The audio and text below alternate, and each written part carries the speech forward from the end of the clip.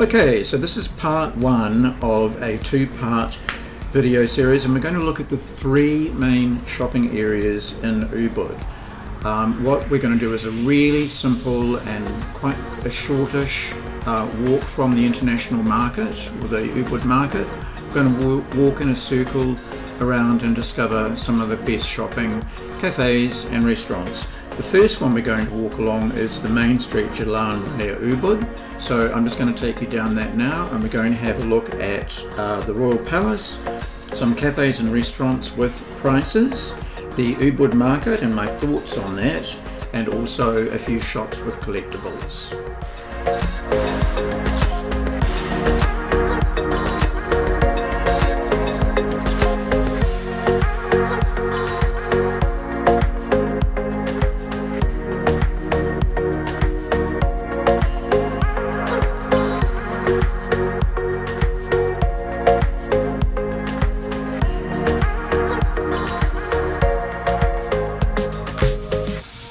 Now, you can't visit Ubud without visiting the Royal Palace, which is just across the road from the Ubud Market. Don't forget that it is a working palace, so there are people still living in it, and it isn't all open. It is free to enter, and there is no dress code. You don't have to wear a sarong, and it is open from 7 in the morning till 6 in the evening.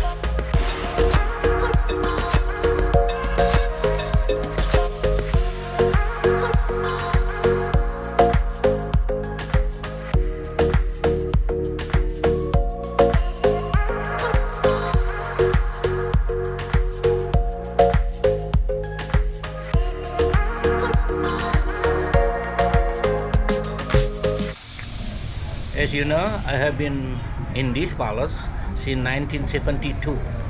At the beginning, I was come as a student, and then the family was educated us here until the high school.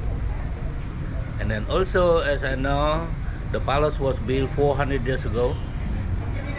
The family been live here from generation to generation. This was their 7th generation.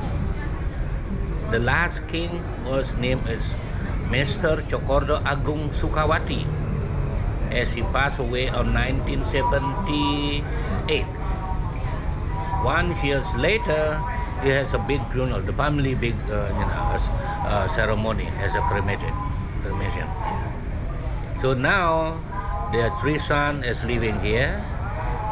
The first son is oldest person at the family is called Penglingsir. The second one was at the government workers, and then the third one as a teacher at the university. And actually the palace is divided by 9 courtyards. Is in there, the third, the fourth. It is right now only 2 courtyards available to see, because the rest used for of the family are living. And the family name is Sukawati. Originally they are coming from originally from Sukawati, as they are living here. Yeah, that is all I know. Yeah. Thank you. That was a bit information about the palace.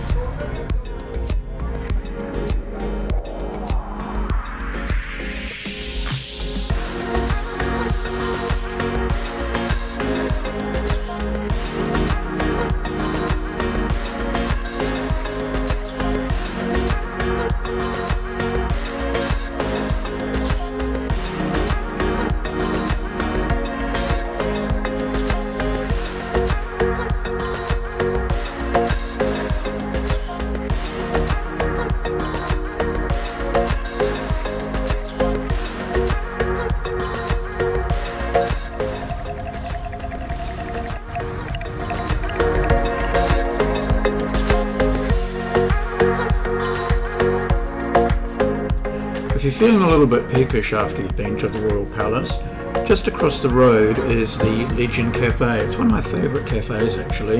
It's got a great little street front location with a hidden garden behind it. So if you're looking to try some good Indonesian food such as grilled tuna, gado-gado, pork, or their famous coconut pie, pop in and try out the Legend Cafe. If you're wanting something really special, in the evening after 6 p.m, their garden out behind opens up and you can either take a group of people along there, or if you're wanting to just have a little quiet, intimate dinner for 2 or 4 people, they've got these nice little secluded areas in the garden. So check it out, the Legend Cafe.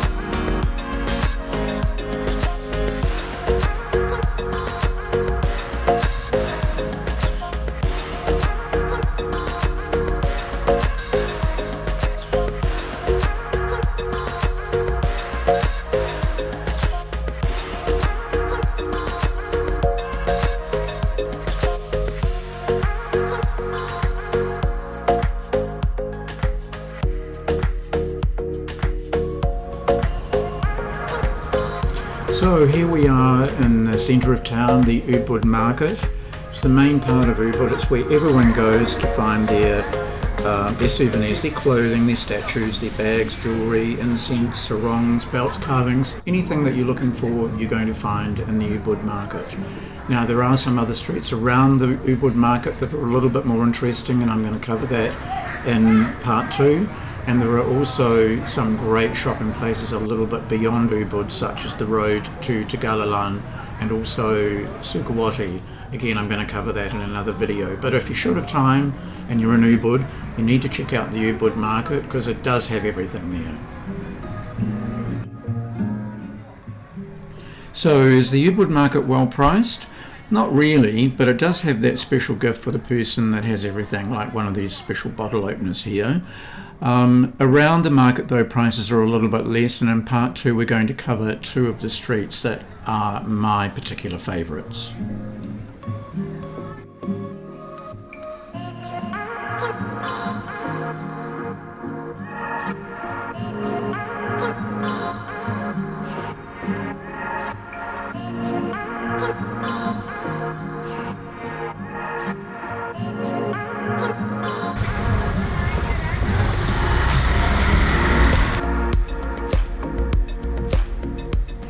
So here we are in Ubud at the culinary restaurant.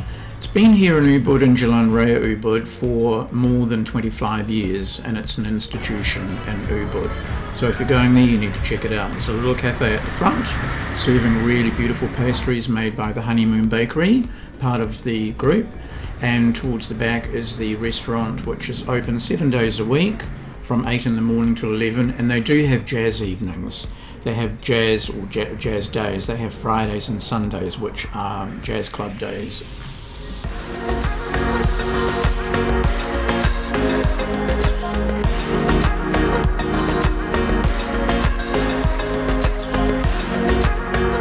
So this is one of my favourite shops in Ubud. It's called Waji Collectibles, and it's in Jalan Raya Ubud.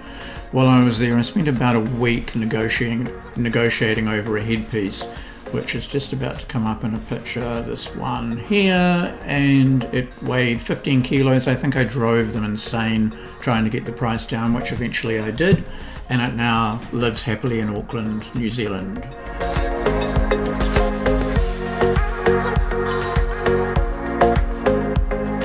And this is the last one we're going to look at. It's Rococo Warung, and just look at the prices here.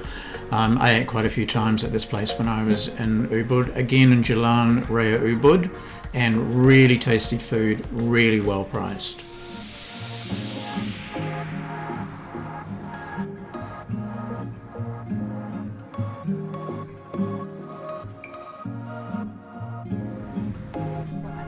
So this is our last port of call on Jalan Raya Ubud. It's the Lotus Cafe and the Saraswati Temple. The Lotus Cafe has been here forever and ever. It's been here for over 30 years, and it's a really beautiful place to go in the evening or during the day and have a meal. In the evening the temple is floodlit, and they occasionally have shows there as well as a backdrop. Really worth checking out.